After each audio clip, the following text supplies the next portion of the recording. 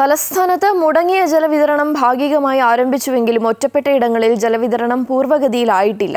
നഗരസഭയുടെ കുടിവെള്ള വിതരണവും തുടരുകയാണ്. ഇന്ന് വൈകിട്ടോടുകൂടി തലസ്ഥാനത്തെ ജലവിതരണം പൂർണ്ണമായും പൂർവ്വഗതിയിലാകുമെന്നാണ് പ്രതീക്ഷിക്കുന്നത്. കഴിഞ്ഞ 5 ദിവസമായി തലസ്ഥാനത്തെ ജനങ്ങൾ ജലവിതരണം തടസ്സപ്പെട്ടതോടെ ബുദ്ധിമുട്ടിലായി. തിരുവനന്തപുരം കന്യാകുമാരി റെയിൽപാത ഇരട്ടിക്കലുമായി ബന്ധപ്പെട്ട് പൈപ്പുകൾ മാറ്റിസ്ഥാപിക്കുന്നതിനാലാണ് ജലവിതരണം തടസ്സപ്പെട്ടത്. പ്രാഥമിക ആവശ്യങ്ങൾക്ക് പോലും സാധാരണക്കാർ ബുദ്ധിമുട്ടി. ജലദൗർലഭ്യം മൂലം തലസ്ഥാനത്തെ സ്കൂളുകൾക്ക് ഇന്ന് അവധിയും പ്രഖ്യാപിച്ചിരുന്നു.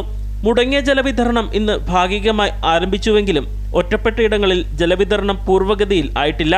വെള്ളം ഇല്ലാത്തതുമൂലം ഉയർന്ന പ്രദേശങ്ങളിലുള്ളവർ പ്രതിസന്ധിയിലാണ്.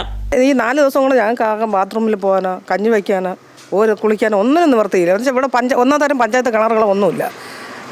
ആകെ ആശ്രയം ഈ കോർപ്പറേഷൻ ഈ വെള്ളമാണ് നമുക്ക്, പൈപ്പിലെ വെള്ളം.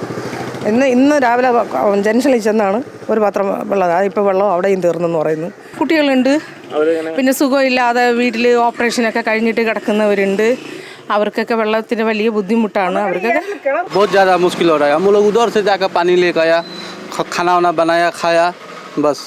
നമ്മുടെ കേരളത്തിൽ 1.5 ദിവസം കൊണ്ടൊരു പാലം പണിത് കാണിച്ച കേരളമാണ് ഈ വയനാട്. ഇവർക്ക് എന്തുകൊണ്ട് യുദ്ധകാലാടിസ്ഥാനത്തിൽ ഇവർക്ക് എന്തുകൊണ്ട് ഈ വെള്ളത്തിൻ്റെ പരിഹരിക്കാൻ കഴിയാത്തത്? നഗരസഭയുടെ നേതൃത്വത്തിൽ ജലദൗർലഭ്യം നേരിടുന്ന മേഖലകളിൽ കുടിവെള്ളം എത്തിക്കുന്ന നടപടിയും തുടരുകയാണ്. ഇന്ന് വൈകിട്ടോടുകൂടി തലസ്ഥാനത്തെ ജലവിതരണം പൂർണ്ണമായും പൂർവ്വഗതിയിൽ ആയേക്കും എന്നാണ് പ്രതീക്ഷിക്കുന്നത്. അമൃത ന്യൂസ്, തിരുവനന്തപുരം.